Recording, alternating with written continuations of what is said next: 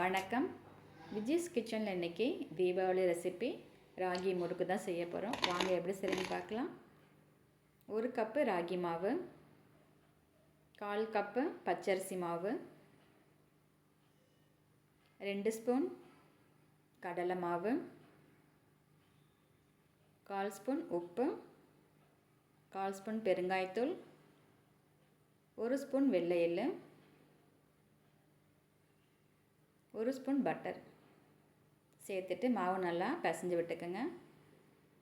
நல்லா உதிரியாக வர வரைக்கும் மாவு நல்லா பிசைஞ்சுக்குங்க. தண்ணி தேவையான அளவு ஊற்றிட்டு மாவு நல்லா சாஃப்டாக பிசைஞ்சுக்குங்க.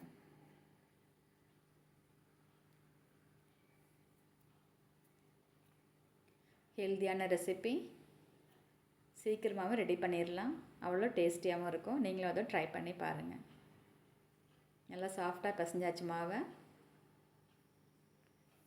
முறுக்கச்சு உங்களுக்கு என்ன டிசைன் விருப்பமோ அதில் நீங்கள் போட்டு பிழிஞ்சிக்கலாம். நான் இன்றைக்கி 3 ஹோல் உள்ள முறுக்கச்சில் தான் பிழிய போகிறேன். எல்லா பக்கமும் ஆயில் அப்ளை பண்ணிக்கோங்க. அப்போ தான் மாவு ஒட்டாமல் வரும், பிழியறதுக்கும் ஈஸியாக இருக்கும்.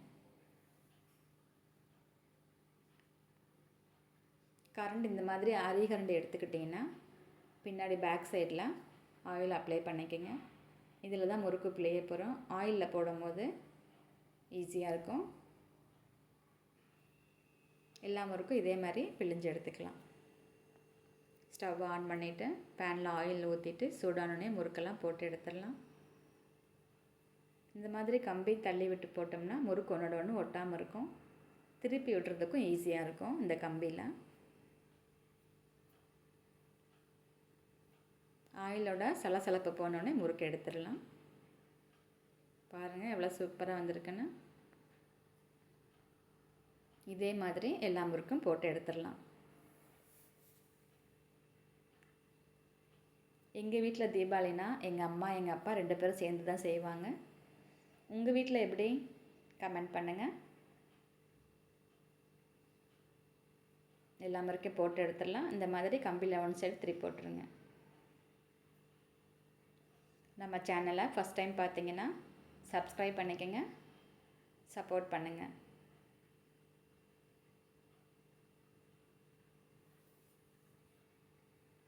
டேஸ்டியான ராகி முறுக்கு ரெடி.